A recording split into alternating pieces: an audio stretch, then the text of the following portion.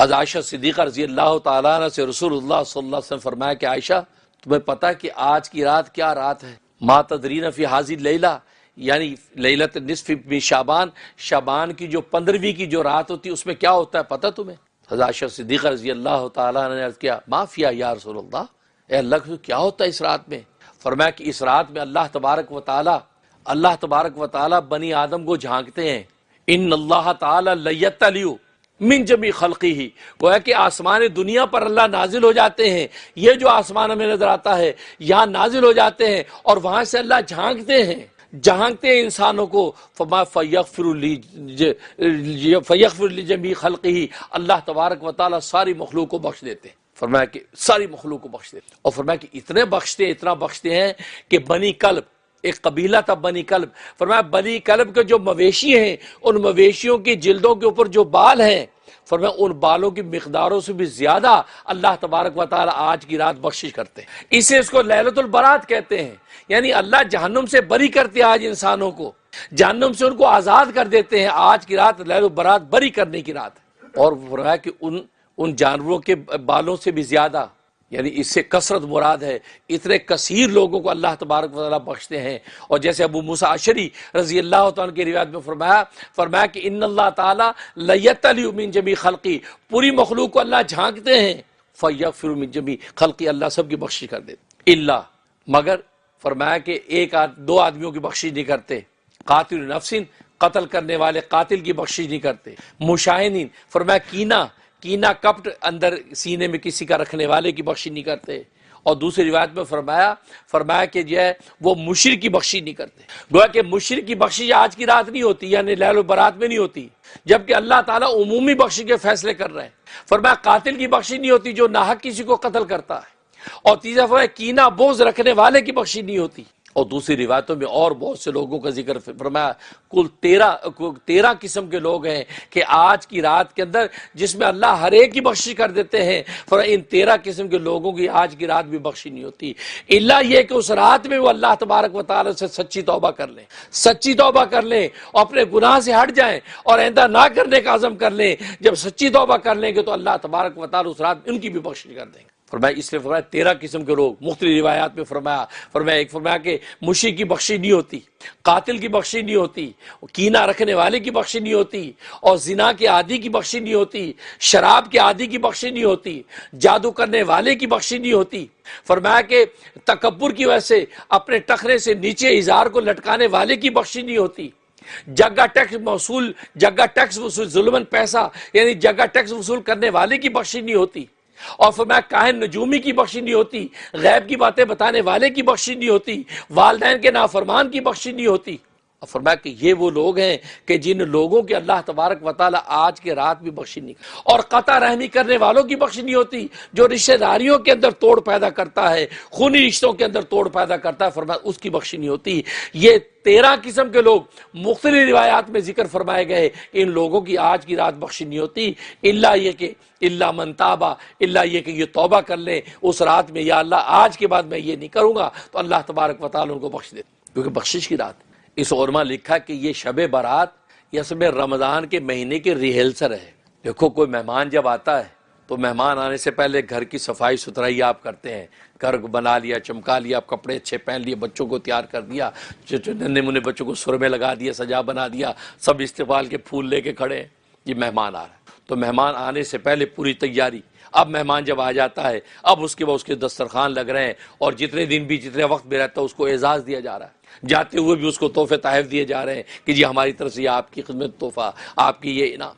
بالکل اسی طریقے سے فرمایا کہ رمضان کا مہینہ آ رہا ہے، اور رمضان اس امت کا مہینہ ہے، اور اس امت کو پاک کرنے کے لیے آیا ہے، اس امت کو نوازنے کے لیے آیا ہے، اور اس مہینے میں بھی ایک رات ایسی رکھ دی ہے، اس رات میں یہ امت جو مانگی ان کو عطا کر دیا جائے گا، اور وہ لیلۃ القدر بنا دی، یعنی اس رات میں قدرت منزلت کے فیصلے ہونے ہیں کہ کس شخص کا اللہ کیا مقام ہے، کس انسان کی کیا اللہ کیا قدر ہے، اس رات کے اندر یہ لکھا جاتا ہے۔ شعبان میں عبادت کی، رمضان میں عبادت کی، پھر آخری عشر میں اس رات کے اندر فیصلہ لکھا جاتا ہے، یہ ولایت و معرفت اس مقام پہ اس کو لکھ دو، یہ ابدال میں سے ڈال دو، اس کو قطب بنا دو، اس کو فلاں مقام دے دو، اس کو فلاں منصب دے دو، گویا کہ قدر و منزلت کے فیصلے اللہ تبارک و تعالی اس دن تقسیم کر رہے ہیں، انعام دیے جا رہے ہیں۔ تو چونکہ جس طریقے سے مہمان آنے سے پہلے آپ تیاری کرتے ہیں، وہ جب پورے گھر کو بناتے سجاتے ہیں، اللہ تبارک و تعالیٰ نے رمضان سے پہلے آپ کو ایک رات ایسی دے دی ہے، اس رات میں آپ غسل توبہ کر لیں، آپ غسل توبہ کر لیں،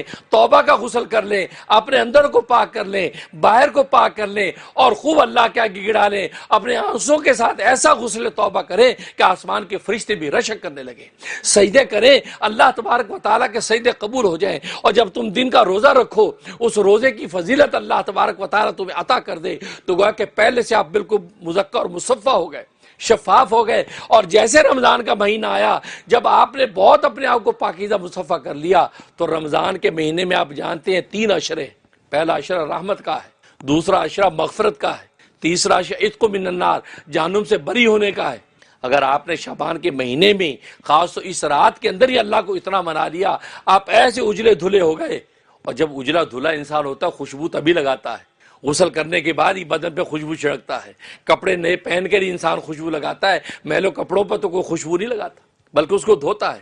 تو جب آپ نے غسل توبہ کر کے اپنے کو آپ سجا بنا لیا، بالکل پاکیزہ ہو گئے، تو جیسا رمضان کا مہینہ جیسے داخل ہوگا تو پہلا عشرہ جیسے آئے گا، اللہ تبارک و تعالیٰ اپنی رحمت کا عطر آپ پر چھڑک دے، کیونکہ آپ کو مغفرت کی ضرورت نہیں، مغفرت تو آپ نے اس رات میں کروا لی ہے، اب تو آپ کو خوشبوئیں چھڑکی جائیں گی، آپ کو معطر و منظم کر دیا جائے گا، مزین کر دیا جائے گا۔ لیکن اگر اس رات میں مانگنے میں تھوڑی سی کمی رہ گئی تو اگلا عشرہ آپ کے لیے مغفرت کا ہے، اللہ تبارک تعالیٰ اگلے عشرے میں آپ کے گناہوں کو معاف کریں گے، جو آلودگیاں تھی مزید صاف ہو جائیں گی اگلے عشرے میں۔ اور اگر پھر بھی اور مزید آپ پہ آلودگیاں باقی رہ گئی، اس رات کے اندر زیادہ نہ آپ اللہ تبارک و تعالیٰ کو منا سکے، تو آخری عشرے تک آپ پہنچیں گے، اللہ تبارک و تعالیٰ جہنم سے آپ کو بری کر دیں۔ لیکن اگر خوش نصیب ہوئے وہ آج لیلۃ البرات کے اندر ہی اپنے آپ کو بری کر لیا جہنم سے، تو پھر رمضان آتی ہی آپ کو اللہ اپنی رحمت کے آغوش میں لے لیں گے۔ تو اللہ کی ذات اتنی بڑی ہے، اس کی کبریائی اتنی وسیع ہے کہ وہ کسی زمین کے خطے کے اندر سما نہیں سکتی۔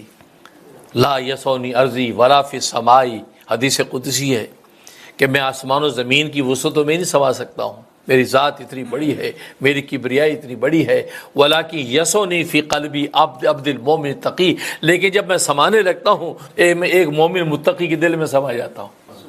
ظاہر ہے کہ وہ دل آئینہ بن جاتا ہے، اور آئینے کا کمال یہ ہوتا ہے آئینے کے اندر بڑی سے بڑی چیز کا عکس چھوٹے سے چھوٹے آئینے کے اندر بند ہو جاتا ہے۔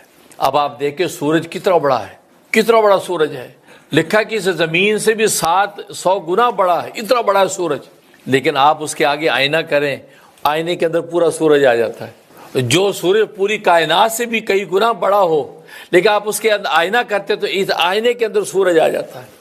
تو گویا کہ دیکھو اس کا عکس ایک چھوٹے سے آئینے کے اندر آ گیا۔ تو بس اللہ تبارک و تعالیٰ نے اس بیت اللہ کو اپنی ذات کے تجلیات کا آئینہ بنا دیا ہے، اس آئینے کے اندر اللہ تبارک و تعالیٰ کی ذات کی تجلیات ہیں، اور یہی وجہ ہے کہ جب بیت اللہ کو سجدہ کرتے ہیں تو کنسیڈر یہ کیا جاتا ہے کہ اللہ تبارک و تعالیٰ کو سجدہ کر دیا ہے، اللہ تبارک و تعالیٰ کے سامنے سجدہ کیا ہے، کیونکہ بیت اللہ یہ اس پر اللہ تبارک و تعالیٰ کی ذات کی تجلیات نازل ہو رہی ہیں، اور یہ بیت اللہ اللہ تبارک و تعالیٰ کی ذات کی تجلیات کا آئینہ ہے، جس کے اندر پوری ذات کی تجلیات بند ہو گئی ہیں۔ اب جب انسان اس کے سامنے سجدہ کرتا ہے تو گویا کہ اللہ تبارک و تعالیٰ کی ذات کو سجدہ کر رہا ہے، اس لیے وہ صرف ایک مکان کا نام نہیں ہے بلکہ اللہ تبارک و تعالیٰ کی ذات کی تجلیات کا آئینہ ہے۔ تو اس سے پتہ چلتا ہے کہ اللہ تبارک و تعالیٰ کو اس زمین کے ساتھ کیسی خصوصیت ہے کہ اللہ تبارک و تعالیٰ زمین کے اندر انسان کو اپنا نائب بنایا، اور پھر اللہ تبارک و تعالیٰ اپنا گھر زمین پر اتار دیا ہے، اور اس گھر کے سامنے لوگ سجدہ کرتے ہیں، اس کی طرف رک کر کے سجدہ کرتے ہیں، جب سامنے ہے تو عین کی طرف ذات کی طرف سجدہ کرتے ہیں، دور ہے تو اس کی ڈائریکشن کی طرف سجدہ کرتے ہیں۔ تو گویا کہ اللہ تبارک و تعالیٰ نے اس زمین میں اپنا گھر اتار دیا۔ تو یہ بیت اللہ کی نعمت یہ اللہ تبارک و تعالیٰ زمین کے اندر اتاری ہے، اور ظاہر ہے کہ یہ اللہ تبارک و تعالیٰ کی نعمتوں میں عظیم الشان نعمت ہے۔ اور دوسری رسول اللہ کی نعمت ہے، اللہ تبارک و تعالیٰ نے اس کائنات کو رسول اللہ عطا کیے ہیں، اور رسول اللہ صلی اللہ علیہ وسلم یہ کم و بیش 1,24,000 انبیاء کے کمالات کے مجموعے کا نام ہے۔ آدم علیہ الصلوۃ والسلام ہیں، نوح علیہ الصلوۃ والسلام ہیں، ابراہیم خلیل اللہ ہیں، موسیٰ کلیم اللہ ہیں، عیسیٰ روح اللہ ہیں، یوسف نبی اللہ ہیں، وہ یعقوب صفی اللہ ہیں، جتنے انبیاء اکرام علیہ الصلوۃ والسلام ہیں، ان انبیاء اکرام علیہ الصلوۃ والسلام کو اللہ تبارک و تعالیٰ نے جو جو کمالات اور معجزات دیے تھے، وہ سارے کے سارے کمالات اللہ تبارک و تعالیٰ نے رسول اللہ صلی اللہ علیہ وسلم کی ذات میں جمع کر دیے۔ حسن یوسف دم عیسیٰ ید بیضا داری، آنچ خوبہ ہمہ دارن کی تو تنہا داری۔ اس قدر کمالات سرکار دو عالم صلی اللہ علیہ وسلم کو عطا کیے۔ تو رسول اللہ کی نعمت یہ اللہ تبارک و تعالی نے انسانیت کی دی، جو سارے کے سارے نبیوں کا خلاصہ نچوڑ ہے۔ ہر نبی آنے کے لیے نہیں آیا تھا، ہر نبی جانے کے لیے آیا تھا، اپنے بعد والے نبی کی خبر دیتا رہا، لیکن نبی کریم صلی اللہ علیہ وسلم یہ آنے کے لیے آئے ہیں، اور قیامت تک اللہ تبارک و تعالی نے آپ کی نبوت کو قائم رکھا ہے۔ ہر نبی ایک مخصوص زمانے تک آیا، اور مخصوص زمانے کے بعد دنیا سے چلا گیا، اور اپنے نبوت کا پیغام لوگوں کو دے کے چلا گیا۔ یا قوم اعبدوا اللہ ما لکم من الہ غیرہ، اے میری قوم تم اس ایک اللہ کی عبادت کرو جس اللہ کے سوا تمہارا کوئی معبود نہیں ہے۔ یہ پیغام دیتے گئے۔ ہر نبی جانے کے لیے آیا۔ سب سے آخر میں بنی اسرائیل میں آخری نبی جو آیا وہ عیسیٰ علیہ الصلوۃ والسلام آئے، انہوں نے بھی آ کر پیغام دیا، وہ مبشر برسول من بعد اسمہ احمد، میں بشارت دیتا ہوں اپنے بعد ایک نبی کی جس کا نام احمد ہوگا۔ تو سرکار دو عالم صلی اللہ علیہ وسلم یہ آخری نبی یہ آنے کے لیے آئے ہیں۔ اب یہ ان کی نبوت جب آگے، اب قیامت تک کوئی اور نبی آنے والا نہیں ہے۔ قیامت تک اب آپ ہی کی نبوت کا پرچہ بلند ہوگا۔ اب جو بھی دائرہ ایمان کے اندر داخل ہوگا وہ رسول اللہ صلی اللہ علیہ وسلم کی نبوت پر ایمان لائے گا، کیونکہ ختم نبوت کا تاج آپ نے پہنا ہے، اور خاتم النبیین اور خاتم المرسلین بن کے آپ تشریف لائے۔ تو گویا کہ آپ آنے کے لیے آئے، رسول اللہ صلی اللہ علیہ وسلم کی ذات عالی، اور یہ نعمت ایسی اللہ نے عطا کی کہ اس نعمت کا اللہ نے احسان جتلایا ہے۔ حالانکہ کسی نعمت کا احسان نہیں جتلایا، کتنی نعمتیں اللہ نے دی، آسمان و زمین کی نعمتیں ہیں، ظاہری باطنی نعمتیں ہیں، انسان کے اخلاق و کمال کی نعمتیں، بے شمار نعمتیں، لیکن کسی نعمت کا احسان نہیں جتلایا کہ میں نے احسان کیا تم پہ۔ لیکن رسول اللہ صلی اللہ علیہ وسلم جب دیے ہیں انسانیت کو، تو اللہ تبارک و تعالی نے اس نعمت کا احسان جتلایا، اور فرمایا لقد من اللہ علی المؤمنین، اللہ تبارک و تعالی نے احسان کیا ہے، احسان کیا ہے، امتحان کیا ہے ایمان والوں پر، اس بعث فیہم رسولہ، جب کہ ان کے اندر ایک رسول کو بھیجا ہے۔ تو دیکھو لقد منا کا لفظ استعمال کہ منا یمنو، احسان جتلانا۔ تو اللہ تبارک و تعالی واحد نعمت ہے رسول اللہ کی ذات عالی کی کہ یہ نعمت جب دی تو اللہ نے احسان جتلایا۔ اس کے علاوہ کائنات میں کتنی نعمتیں ہیں، اللہ تبارک و تعالی نے کسی نعمت کا احسان نہیں جتلایا۔ اس سے پتہ چلتا ہے کہ رسول اللہ صلی اللہ علیہ وسلم کی ذات عالی کتنی بڑی نعمت، اور ظاہر کہ وجہ تخلیق کائنات ہے، آپ ہی کی وجہ سے اللہ تبارک و تعالی نے اس کائنات کو پیدا کیا ہے۔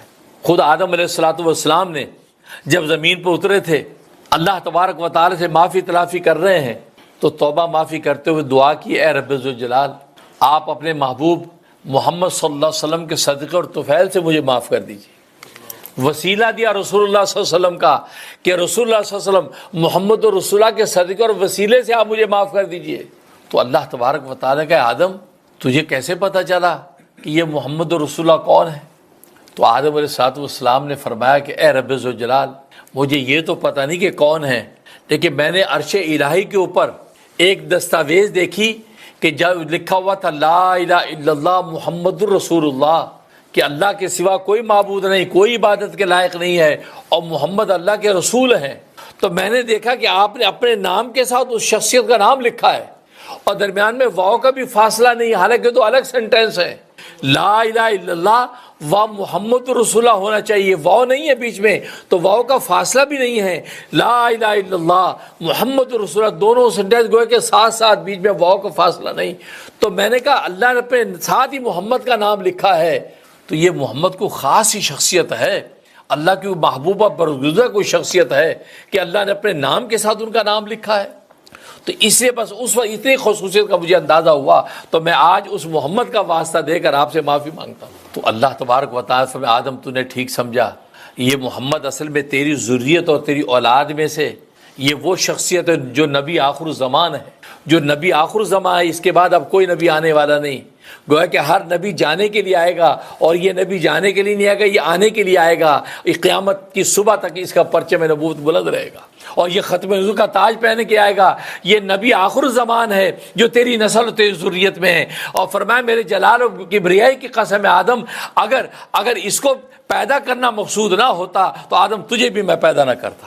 تکبیر، اللہ اکبر، تکبیر، اللہ اکبر، نعرہ رسالہ، محمد رسول اللہ تاجدار ختم نبوت۔ زندہ باد۔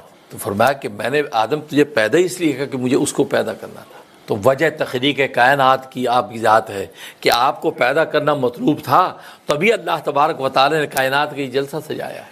یہ کائنات کا جلسہ سجایا کیونکہ یہ خطیب اعظم آنا ہے، اور جب وہ آئے انہوں نے فرمایا انا والصادق ہاتین، میں اور قیامت یوں جو قریب ہے جیسے کہ دو انگلیاں قریب ہیں۔ اشارہ کیا کہ دو انگلیوں کے درمیان معمولی سا اندر ایک دراڑ کا فاصلہ ہے، میرے اور قیامت کے درمیان اتنا ہی فاصلہ ہے، میں آ گیا ہوں، اس کے بعد میرے بعد قیامت کے علاوہ کوئی دوسرا سوال نہیں ہے، قیامت آنے والی، کیونکہ اور نبی نہیں آئے گا میرے بعد قیامت۔ تو گویا کہ آپ کی ذات تو محمد رسول اللہ، یہ وہ ذات عالی کہ اللہ تبارک و تعالی احسان جتلا رہے کہ میں نے یہ نبی بھیجا ہے، اور سرکار دو عالم صلی اللہ علیہ وسلم آئے تو ان کی برکت سے کتاب اللہ کی نعمت ملی۔ تو گویا کہ تین بڑی نعمتیں ہیں، ایک بیت اللہ کی نعمت ہے، دوسری رسول اللہ کی نعمت ہے، اور تیسری کتاب اللہ کی نعمت ہے۔ اور میں نے بتایا کہ یہ تینوں نعمتوں کی گرد اس کائنات کی ساری نعمتیں گھومتی ہیں، یہ مرکز اور محور ہے ساری کائنات کی ہے۔ اور ان تینوں نعمتوں میں بھی جو بنیادی اور مرکزی نعمت ہے وہ رسول اللہ کی نعمت ہے، کیونکہ رسول اللہ صلی اللہ علیہ وسلم کو آنا تھا تو اللہ نے بیت اللہ اتارا، اور وہ بیت اللہ پھر آپ کا قبلہ بنایا۔ حالانکہ پہلے نبیوں کا قبلہ بیت المقدس تھا، لیکن محمد رسول اللہ صلی اللہ علیہ وسلم آئے تو آپ کا قبلہ بیت اللہ کو بنایا، کیونکہ بیت اللہ سب سے پہلا قبلہ اول کائنات کے اندر جو اتارا گیا وہ بیت اللہ، وہ کعبۃ اللہ۔ تو اللہ تبارک و تعالی نبی آخر زمان کو وہ قبلہ عطا کیا جو بیت اللہ اور کعبۃ اللہ کہلاتا ہے۔ تو لہذا آپ کی وجہ سے بیت اللہ ملا، آپ کی وجہ سے کتاب اللہ ملی، تو پھر آپ کی ذات ساری نعمتوں کے مرکز اور محور ہوئی۔ آپ ہیں تو سب کچھ ہے، آپ نہیں تو کچھ بھی نہیں ہے، کیونکہ آپ وجہ تخلیق کائنات تو رسول اللہ کی نعمت۔ اور ظاہر ہے کہ جب اتنی عظیم الشان نعمت اللہ تبارک و تعالی نے ہمیں دی ہے، اب اس نعمت کا کیا حق ہے ہم پر؟ اس نعمت کا ہم پر کوئی حق ہے؟ اس نعمت کی قدردانی کا کیا طریقہ ہے؟ اس نعمت کی کیسے قدر کریں؟ اللہ اکبر۔ اس حوالے سے علماء نے بہت سے حقوق لکھے ہیں۔ امام غزالی رحمہ اللہ تعالی تقریباً 23 حق لکھے ہیں جو رسول اللہ صلی اللہ علیہ وسلم کی امت پر ہیں، لیکن اگر ان کو سمیٹتے چلے جائیں تو وہ 5 رہ جاتے ہیں، کہ یہ 5 حق ہے جو امت کے اوپر ہیں۔ پہلا حق محبت ہے، دوسرا حق اطاعت ہے، تیسرا حق عقیدت ہے، چوتھا حق نصرت ہے، تو یہ حق، اور 5واں حق حمایت ہے۔ تو گویا کہ یہ 5 حق ہے اس امت کے اوپر کہ انسان جو ہے اس نعمت کی قدر اگر کرتا ہے تو ان حقوق کو ادا کرے، اور ان 5 حقوق کو بھی اگر سمیٹتے ہیں تو ایک کے اندر بند ہو جاتے ہیں جس کو محبت کہتے ہیں۔ کیا رسول اللہ سے محبت کر کے دکھاؤ، محبت کی انتہا کر دو، عشق کی انتہا کر دو، قوت عشق سے ہر پست کو بالا کر دے، قوت عشق سے ہر پست کو بالا کر دے، دہر میں اس میں محمد سے اجالا کر دے۔ تو سارے حقوق ایک لفظ محبت میں بند ہو جاتے ہیں۔ کی محمد سے وفا تو نے تو ہم تیرے ہیں، کی محمد سے وفا تو نے تو ہم تیرے ہیں، یہ جہاں چیز ہے کیا لوح قلم تیرے ہیں۔ یہ شعر ایک آیت کا ترجمہ ہے گویا کہ اللہ تبارک و تعالی قرآن کریم میں فرمایا ان کنتم تحبون اللہ، اے لوگو اگر تم اللہ سے محبت کے دعوے دار ہو، اللہ سے محبت کرتے ہو تو فاتبعونی، میری اتباع کرو۔ قل، نبی سے کہا، لوگوں سے کہہ دو، اے نبی لوگوں سے کہہ دو، قل ان کنتم تحبون اللہ، اگر تم اللہ سے محبت کرتے ہو تو فاتبعونی، تو میری اتباع کرو، یعنی میری سنتوں پر مت بیٹھو، میری اداؤں پر مت بیٹھو، میری سنتوں کے مطابق زندگی گزار کے دکھاؤ۔ جب میری سنتوں کے مطابق زندگی گزارو گے تو اللہ کیا انعام دے گے؟ یحببکم اللہ، اللہ تم سے محبت کرنے لگیں گے، اللہ تم سے محبت کرنے لگیں گے، اور نہ صرف محبت کریں گے، فرمایا کہ یغفر لکم ذنوبکم، بلکہ اللہ تمہارے گناہوں کو بھی معاف کر دے۔ اب دیکھو، اللہ کی محبت چاہتے ہو کہ اللہ تمہیں اپنا محبوب بنا لے، تو اس کے محبوب کی ادا اور سنتوں پر عمل کر شروع کر دو۔ وہ کھاتے کیسے ہیں، پیتے کیسے ہیں، سوتے کیسے ہیں، جاگتے کیسے ہیں، گفتار رفتار کیا ہے، اخلاق و کردار کیا ہے، نشست و برخاست کیا ہے، ایک ایک ادا کو اپنے اندر سمیٹتے چلے جاؤ گے تو اللہ تمہیں اپنا محبوب بنا لو گے۔ اس لیے تم نے محبوب کی اداؤں کو اپنی زندگی کا زندہ کیا، اللہ تبارک و تعالیٰ تمہیں اپنا محبوب بنا لے گا، کیونکہ دوست کا دوست دوست ہوتا ہے۔ قرآن بھی ان کنتم تحبون. اس لیے جب کوئی دعویٰ محبت کرتا ہے کہ مجھے آپ سے محبت ہے، اور آپ کو تو محبت امر مخفی ہے، دل میں چھپی ہوئی چیز ہے، یہ زبان کی چیز نہیں ہے. اب جب چھپی ہوئی چیز ہے تو چھپی ہوئی چیز کے لیے دلیل چاہیے کہ اگر آپ کسی سے محبت کرتے ہیں اس محبت کا اظہار کریں. اب اظہار کس طرح کی ہوگا؟ مال قربان کر رہے ہیں، جان قربان کر رہے ہیں، دوسری چیزیں آپ کر رہے ہیں، اس کی خدمت کرتے نظر آتے ہیں تاکہ وہ اندر کی چھپی محبت کا اظہار آپ کریں. کبھی تحفے تحائف دے رہے ہیں تو امر مخفی. تو جب کہا ان کنتم تحبون اللہ، اگر تم یہ دعویٰ کرتے ہو کہ اللہ سے تمہیں محبت ہے، اور اللہ سے محبت تو امر مخفی ہے، تو اس امر مخفی کی دلیل پیش کرو. فرمایا فتبعونی، میری اتباع کرو. نبی کو کہا کہ ان سے کہہ دو کہ میری اتباع کرو، یعنی میری سنتوں کی اتباع کرو، میری سنتوں کے مطابق زندگی گزارو. اب انسان جب سنتوں کے مطابق زندگی گزارے گا، نبی کی سنتوں کے مطابق کھائے گا، پیے گا، اٹھے گا، بیٹھے گا، تو گویا کہ آپ نے چھپے ہوئی محبت کی دلیل پیش کر دی. جب دلیل پیش کر دی، دعویٰ دلیل دونوں برابر ہو گئے. دعویٰ کے مطابق جب دلیل اور دلیل دعوے کے مطابق جب ہو گئی تو پھر اب اس کا انعام ملے گا. فرمایا یحببکم اللہ، اللہ تم سے محبت کرنے لگے گا، اور نہ صرف محبت کرے گا، یغفر لکم ذنوبکم، تمہارے گناہوں کو بھی معاف کر دے گا. اب آپ بتائیے دنیا میں انسان کو اور کیا چاہیے؟ محبوبیت اور مغفرت، اللہ کے محبوب ہو جائیں اور ہمارے گناہ معاف ہو جائیں. اس کے علاوہ انسان کو اور چاہیے کیا؟ اللہ کی محبوبیت چاہیے، اللہ کا محبوب. اور لکھا ہے داتا گنج بخش صاحب رحمۃ اللہ علیہ، ان کی مشہور و معروف کتاب ہے کشف المحجوب. داتا گنج بخش صاحب رحمۃ اللہ علیہ بہت بڑے محدث، بڑے مفسر، بڑے عالم ہیں. لاہور میں جن کا مزار ہے داتا گنج بخش، یہ اکیلے پیر فقیر نہیں ہیں، وہ اپنے پائے کے محدث. ان کی کتاب کشف المحجوب، اس میں یہ بحث اٹھاتے ہیں کہ اللہ کا محبوب ہونا افضل ہے یا اللہ کا عاشق ہونا افضل ہے. ظاہر ولایت و معرفت کے راستے میں اللہ کے عاشق بھی ہوتے ہیں، اللہ کے محبوب بھی ہوتے ہیں. فرمایا اللہ کا عاشق بننا افضل مقام ہے، اونچا مقام ہے، یا اللہ کا محبوب بننا افضل مقام ہے. یہ بحث چھیڑتے ہیں اور نتیجہ یہ نکالتے ہیں کہ اللہ کا محبوب ہونا افضل مقام ہے، کیونکہ اللہ کا عاشق ہونا یہ خطرے سے خالی نہیں ہے، خطرناک. کیوں کہ عاشق کو ٹھوکریں پڑتی ہیں، آزمائشیں ٹوٹتی ہیں، پتھر پڑتے ہیں. تو یہ نہ ہو کہ عاشق عشق کے راستے میں بیچارہ بے صبرہ ہو کر عشق کا راستہ چھوڑ بیٹھے. اسے وہ کہتے بس چلا چل قطع راہ عشق اگر منظور ہے، بس چلا چل قطع راہ عشق اگر منظور ہے، یہ نہ دیکھے ہم سفر نزدیک ہے یا دور ہے. مشکلیں عاشق کو ہیں پس قبل از دیوانگی، مشکلیں عاشق کو ہیں پس قبل از دیوانگی، کچھ دنوں غم سہ لیا پھر عمر بھر مسرور ہے. عشق تو آزمائش کا نام ہے. جب آپ عاشق بنیں گے تو پھر آزمائشیں ٹوٹیں گی. اب اگر صبر و تحمل سے لگے رہے اور سفر عشق میں چلتے گئے بس جیسے دیوانگی عشق کی نصیب ہوئی منزل مل جائے گی. لیکن یہ کسی کو نصیب ہوتا، ورنہ عام طور پہ لوگ گھبرائے جاتے ہیں، عام طور پہ لوگ گھبرائے جاتے ہیں. اللہ اکبر. لکھا عبداللہ ابن مبارک بہت بڑے محدث، مفسر، مجاہد گزرے ہیں، اور اپنے وقت کے بڑے نواب زادے تھے، نواب کے بیٹے تھے. لیکن جب ولایت و معرفت اور علم و جب وہ فضل کی دنیا میں نہیں آئے تھے تو ظاہر ہے کہ من چلے دوستوں کے ساتھ ان کا یارانہ تھا. تو کسی خاتون سے ہیلو آئی ہوئی، اس نے وقت دے دیا کہ ٹھیک ہے فلاں جگہ پہ آ جانا، فلاں جگہ پہ آنا. اب یہ وہاں جب بیٹھ کے اس کا انتظار کرنے لگے، اور ساری رات گزر گئی، وہ محبوب آئے نہیں. اب انتظار کرتے کرتے یہاں تک کہ فجر کی اذانیں ہو گئیں، محبوب آئے نہیں. بڑا افسوس بھی ہوا، غصہ بھی آیا کہ یار یہ کیا، میرا سارا ٹائم ویسٹ کر دیا، ساری رات میری ضائع ہو گئی. تو دل میں سوچنے لگے کہ یار ساری رات میں اللہ کے لیے جاگتا، اس مولا کے لیے جاگتا، تو کیا پتہ مولا اپنی ولایت و معرفت دے دیتا. اور میں لیلا کے لیے جاگا تو نہ مولا ملا نہ لیلا ملی. یار یہ کیا زندگی ہے. توبہ ٹرننگ پوائنٹ آنا تھا نا. توف ہے ایسے محبوبوں پہ، بے وفا محبوبوں کو محبوب بنائے. ہم تو اس وفادار کو محبوب بنائے جو صبح سویرے اس کا منادی پکار ہے، اللہ اکبر اللہ اکبر، الصلاۃ خیر من النوم. یا محبوب بنانے کی ذات تو وہ ہے. ہم آج کے بعد مولا کے ہو کے رہیں گے. لیلا کو ٹھوکر مار دی، توبہ کر کے چلے. اب یہ چلے جا رہے تھے تو راستے میں دیکھا کہ ایک بزرگ، دھوپ نکل آئی اور بادل. اب وہ بزرگ ایک جا رہے تھے جن کے اوپر بادل تھا، سایہ کر کے جائے. یہ سوچا کہ یار یہ لگتا بہت کوئی اللہ والے ہیں، میں ان کی صحبت میں جاتا ہوں، ان کے ہاتھ سے توبہ کرتا ہوں، مزید ان سے دعا کرواتا ہوں. یہ تو پہنچے ہوئے، دیکھو بادل نے سایہ کیا ہوا ہے. یہ اس کے نیچے چلنے لگے، ساتھ ساتھ یہ بھی ساتھ ساتھ چلنے لگے. تو انہوں نے اس اللہ والے سے کہا کہ بس وہ میں توبہ کرنا چاہتا ہوں اس لیے کہ ایک بہت بڑا میں نے بس ایسا گناہ کیا ہے، آپ توبہ کروائیں میری۔ کہا ہاں ٹھیک ہے، چلتے رہے۔ اب آگے جا کے رستے الگ ہوئے۔ اب یہ سمجھ رہے ہیں کہ یہ اللہ والے کی وجہ سے بادل اس کے اوپر ہے، اور اللہ والے سمجھے ہاں میری وجہ سے میرے اوپر بادل ہے۔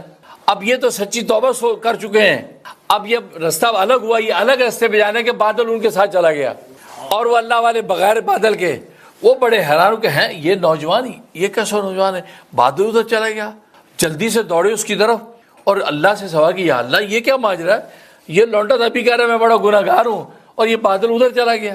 تو ہاتھ میں غیبی سے آواز آئی کہ اس کے تواضع نے، اس کی عاجزی نے اس کو میرے قریب کر دیا اور تیرے کبر نے مجھ سے دور کر دیا۔ تجھے جو ناز آیا تھا کہ ہاں جی ہم بڑے اللہ والے ہیں تبھی بادل ہمارے اوپر ہے، تیرے ناز نے ہم سے دور کر دیا، اس کی عاجزی نے ہمیں قریب کر دیا۔ یہ عبداللہ مبارک اس کے بعد سے اپنے وقت کے بڑے محدث مفسر بنے۔ امام اعظم ابو حنیفہ رحمۃ اللہ علیہ کا دور تھا، ان کی درسگاہ میں جا کے علم و فضل حاصل کرنے لگے، اپنے وقت کے محدث و مفسر بن گئے، سب خرافات چھوڑ دی، اللہ نے قبول کر۔ تو عاشقوں کو ٹھوکریں پڑتی ہیں بھائی، تو اس سے فرمایا کہ یہ نہ ہو کہ یہ گھبرا کے ہٹ جائے۔ فرمایا کہ اعلیٰ مقام کیا، محبوب، اللہ آپ کو اگر اپنا محبوب بنا لے تو محبوب کو کوئی ٹھوکر نہیں پڑتی، بلکہ عاشق خود لے کے چلتا ہے۔ اب چھوٹا بچہ ہمارا محبوب ہوتا ہے، ہم اس کو گود میں اٹھا کے لیے پھر رہے ہیں، انگلی پکڑ کے لیے پھر رہے ہیں، اپنے ہاتھوں سے کھلا رہے ہیں، قدم قدم پہ اس کی سیوا کر رہے ہیں، کیونکہ ہمیں پتہ ہمارا محبوب ہے۔ تو اللہ کا محبوب جب کوئی بن جاتا ہے تو پھر اللہ تبارک و تعالی خود ہی اس کے سارے کام نمٹاتا ہے، اس کو کوئی پریشان ہونے کی ضرورت نہیں ہوتی۔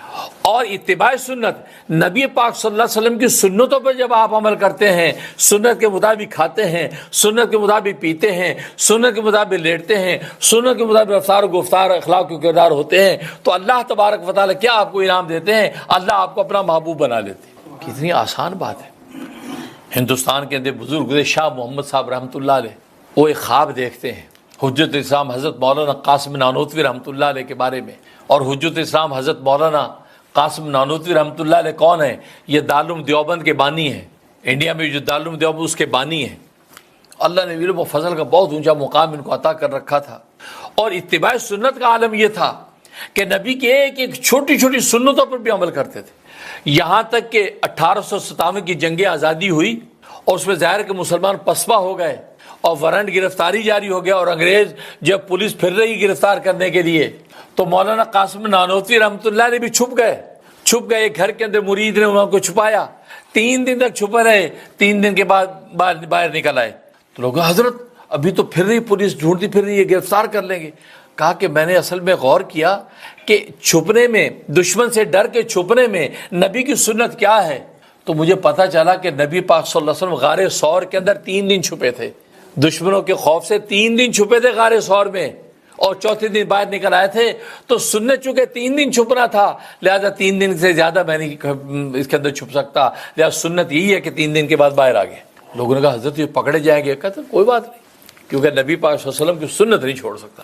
اس سے اندازہ کریں یہ شخص سنتوں کی اتباع کیسے کر رہا ہے۔ ارے اس خوف دہشت میں بندہ سنت کیا فرض بھول جاتا ہے، سانو آیت الکرسی بول جاتی، وہ خوف میں آیت الکرسی پڑھ رہا ہے، اللہ اللہ اللہ اتنے ہی رہ جاتا ہے۔ کتنے واقعات ہیں، اللہ لا الہ سے آگے نہیں آتا۔ وہاں ایسے وقت میں جب انگریز تلاش میں ہیں، پولیس پیچھے ہے، اور وہ نبی کی سنت کو واچ کر رہے کہ یار چھپنے میں سنت کیا ہے۔ پھر دوست بزرگوں، اور آج ہماری عادت، ہم کھانے پینے کی سنت ہی پوری کر پاتے ہیں، جس میں اپنا یہ کہ توبر ہی بھرنا ہم نے۔ سنت یہ ہے کہ یار اس طرح بیٹھو، سنت یہ ہے کہ اس طرح بسم اللہ پڑھو، سنت یہ اس طرح الحمدللہ کر لو، یہ ہم سے نہیں ہوتا۔ اور وہاں خوف و ہراس کی حالت میں بھی نبی کی سنت نہیں بھول رہے ہیں۔ اب باہر آ گئے، اور حضرت کا ظاہری حلیہ ایسا تھا کہ پتہ نہیں لگتا تھا کہ یہ حجت الاسلام ہے، ایسے پٹکا سا باندھا ہوتا دیہاتیوں کی طرح، یہ حالت تھی آپ کی۔ اب مسجد میں نماز پڑھنے کے مسجد سے باہر جیسے نکلے ہیں تو ان کو اطلاع ہوئی، پولیس کو، انگریز پولیس کو اطلاع ہوئی کہ قاسم نانوتوی یہیں کے آیا ہوا نماز کے لیے۔ اب جلدی سے پولیس نے گھیرا ڈال دیا۔ اب یہ مسجد سے نکل رہے تھے، اب پولیس نے دیکھا ہوا تو ہے نہیں تھا ان کو، اب آج کا زمانہ تو تھا نہیں کہ سیل فون اور یہ وہ ویڈیو ساری، یہ دور نہیں تھا۔ اب یہ جیسے باہر نکلے اور پولیس سامنے، تو پولیس نے سوچا کہ یار یہ دیہاتی سا آدمی ہے، اسی سے پوچھتے ہیں کہ قاسم نانوتوی کہاں ہے، اسی سے پوچھ لیتے ہیں۔ تو آگے ہو کے کہتے یہ آپ کو پتہ ہے قاسم نانوتوی کہاں ہے، انہی سے پوچھ رہے ہیں، کہ ظاہری حلیہ سے وہ شیخ الاسلام لگ ہی نہیں رہا۔ اللہ اکبر۔ اب آپ دیکھیں جس جگہ کھڑے ہیں اس جگہ سے تھوڑا سا ہٹ گئے. حالانکہ ایسے خوف کے موقع پر جھوٹ بولنے کی اجازت ہے, جان بچانے کی جھوٹ بول سکتے ہیں آپ. اجی میں نے نہیں دیکھا, میں اور آپ یہی کہتے ہیں نا, اجی میں نہیں دیکھا. آپ نے سوچا نہیں اس وقت میں بھی اللہ کی شریعت کو میں چھوڑنا نہیں چاہتا, یا اللہ تو میری مدد کر. اللہ نے دل میں ڈالا کیا, جہاں کھڑے تھے وہاں سے ادھر ہٹ گئے, ہٹ کے اس جگہ کی طرف اشارہ کر کے کہتے ابھی تو یہاں تھا, ابھی تو قاسم نانوتوی یہاں تھا. اس جگہ پہ اشارہ کر جہاں کھڑے تھے کہا کہ ابھی تو یہاں تھا. تو انہوں نے سمجھا او اچھا بھی یہاں تھا, تو ادھر ادھر چلا گیا گا. ان کو یہ خیال ہی نہیں آ رہا کہ انہوں نے توریہ کیا ہے, لہٰذا پولیس ادھر ادھر ہو گئی اور حضرت محفوظ رہے. یہ ان کی اتباع سنت و اتباع شریعت کا عالم ہے. ان کے بارے میں شاہ محمد رحمۃ اللہ علیہ بڑے ولی اللہ خواب دیکھتے ہیں کہ پتہ چلا کہ رسول اللہ صلی اللہ علیہ وسلم کے آگے سواری جا رہی ہے.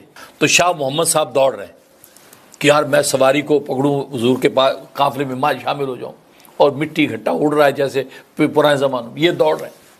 تو راستے میں دیکھا کہ مولانا قاسم نانوتوی رحمۃ اللہ علیہ چل رہے ہیں آگے, اور یوں ایسے کوئی چیز تلاش کرتے ہوئے چل رہے ہیں.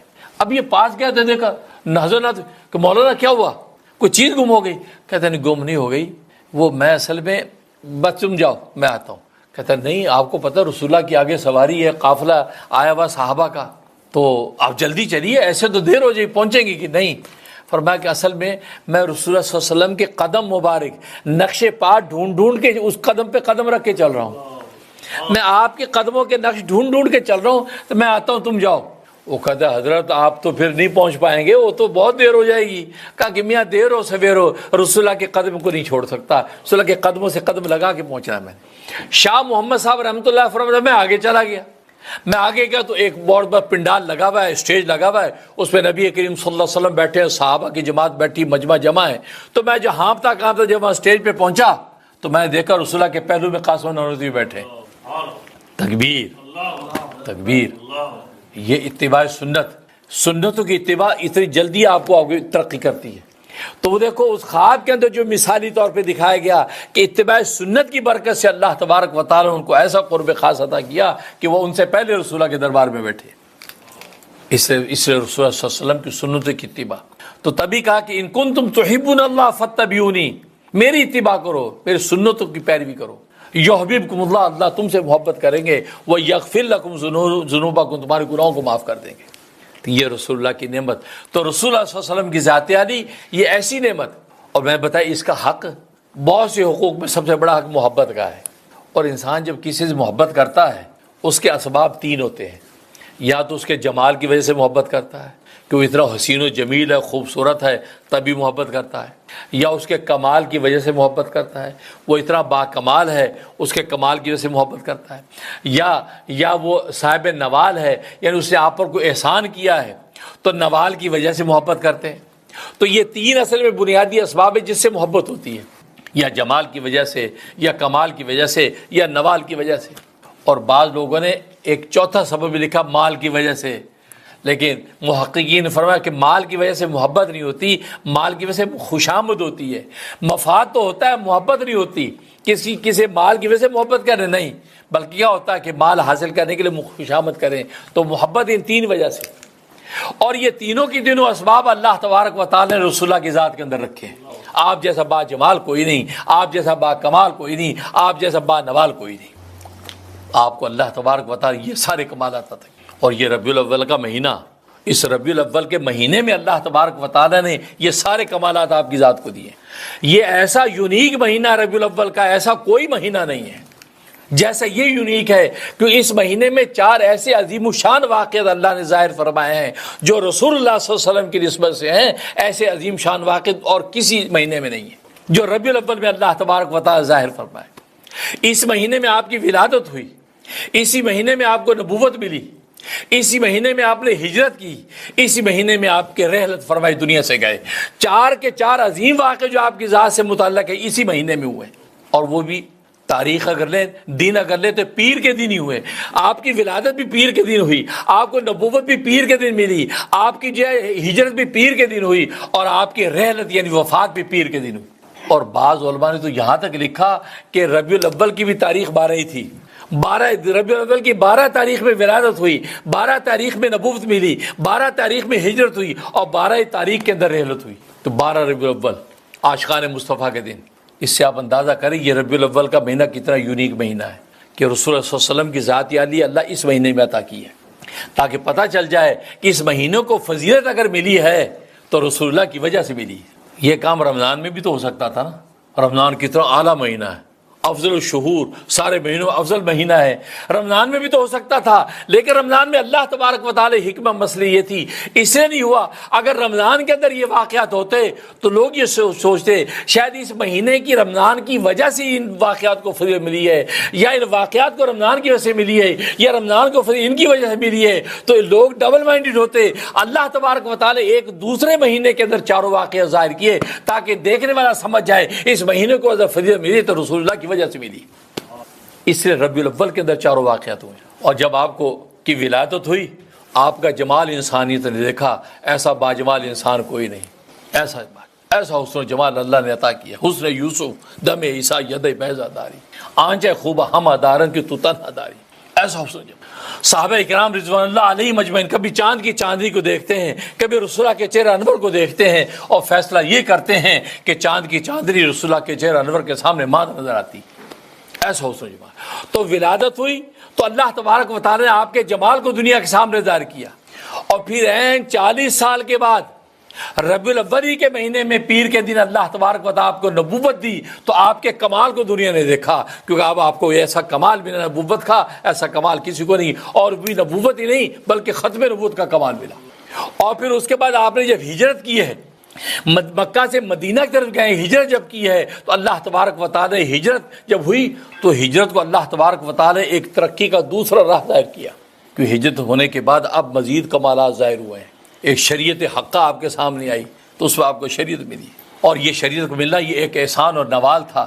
تو پہلے میں آپ کا جمال ظاہر ہوا، اور نبوت ملی تو کمال ظاہر ہوا، اور ہجرت ہوئی تو آپ کا نوال ظاہر ہوا، آپ کا احسان، اس لیے کہ ہجرت کرنے کے بعد آپ کو ایسی کامل شریعت عطا کر دی گئی، ایسی کامل شریعت پہلے اور کبھی اس کا سوال کبھی پیدا نہیں ہوا، ایسی ہے۔ الیوم اکملت لکم دینکم واتممت علیکم نعمتی ورضیت لکم الاسلام دینا کہہ کے باکمال شریعت دے دی، تو نوال ظاہر ہوا۔ اور پھر جب دنیا سے کہ آپ کی رحلت ہوئی تو پھر آپ کو اللہ تبارک و تعالی نے آپ کے غلاموں کا کمال ظاہر کیا، اس لیے کہ جو 23 سال کے عرصے میں جو شاگردوں کی آپ نے تربیت کی تھی، آپ جب پردے کے اندر گئے، ظاہر کہ آفتاب روشن ہو تو ستاروں کی ضرورت نہیں ہے نا، تو آفتاب پردے میں جاتا تو ستارے روشن ہوتے ہیں، اور روشنی ستاروں کے دیکھ کر راہیں پکڑتے ہیں۔ تو رسول اللہ جب تک موجود ہے، آفتاب نبوت روشن ہے، تو ستارے کی کوئی حیثیت نہیں، سب چھپے رہے۔ ابو بکر صدیقی، عمر کی فاروقی، عثمان کا غنا، علی کی مرتضائی، یہ سب چھپے رہے، کیونکہ آفتاب نبوت ہے۔ جب آفتاب نبوت پردہ فرما کے دنیا سے چلے گئے، اب کیا؟ اب ستاروں نے اپنی روشنی دکھائی، اور نبی کہہ گئے اصحابی کن نجوم بأی مقتدیتم اہتدیتم، میرے صحابہ ستاروں کی مانند ہے، ان میں سے کسی کا بھی دامن پکڑو گے ہدایت پا جاؤ گے۔ اب وہ ستاروں کے کمالات پھر ابو بکر صدیقی ظاہر ہوئی، عمر کی فاروقی ظاہر ہوئی، عثمان کا غنا انسانوں نے دیکھا، علی کی مرتضائی دیکھی، پھر صحابہ اکرام کے کمالات کائنات کے اندر دیکھے، اور پھر افریقہ کے جنگلوں تک جب لا الہ الا اللہ کی دعوت پہنچی ہے تو پتہ چلا کہ رسول اللہ کے غلاموں کی شانیں ہیں کیا۔ تو دیکھو یہ 4 عظیم واقعات ہوئے ہیں، اور چاروں کے چاروں عظیم واقعات ربیع الاول کے مہینے میں۔ لہٰذا یہ جو ربیع الاول کا مہینہ ہے یہ عشق و وفا کا مہینہ ہے، اس میں صلاۃ و سلام کثرت سے پڑھو، کثرت سے رسول اللہ صلی اللہ علیہ وسلم کے دربار میں صلاۃ و سلام، اللہم صلی علی محمد، اللہم صلی علی محمد، صلاۃ و سلام پڑھو۔ اس لیے تو ہم نے اس ربیع الاول کے مہینے میں 3 سپٹمبر کی مغرب سے 6 سپٹمبر کی مغرب تک 3 دن کا اعتکاف رکھا ہے عاشقوں کے لیے۔ 3 دن ہمارے ساتھ عاشقی ٹھہریں گے، یہاں صلاۃ و سلام لاکھوں کی تعداد میں پڑھا جائے گا، نعت رسول مقبول پیش کی جائے گی، رسول اللہ کی داستانوں کا ذکر ہوگا 3 دن، اور لا الہ کی ضربیں لگیں گی، صرف اس لیے تاکہ ہمارے اندر اور باہر رسول اللہ کی عشق کی آگ لگ جائے۔ اس کے لیے ہم نے دعوت عام دے رکھی ہے، اپنے نوجوان بچوں کو لائے، یوتھ کو لے کے آئے، اس سے کہ بچوں کے دل میں عشق رسول کی اگر آگ لگ گئی پھر آپ کے بچے مار نہیں کھاتے۔ آج یونیورسٹیوں میں کالجوں میں جا کے بچے گمراہ ہو جاتے ہیں اور یہ پوچھتے رہ جاتے wears Allah, we don't see اللہ، اللہ ہے تو نظر کیوں نہیں آتا، ویئرز اللہ۔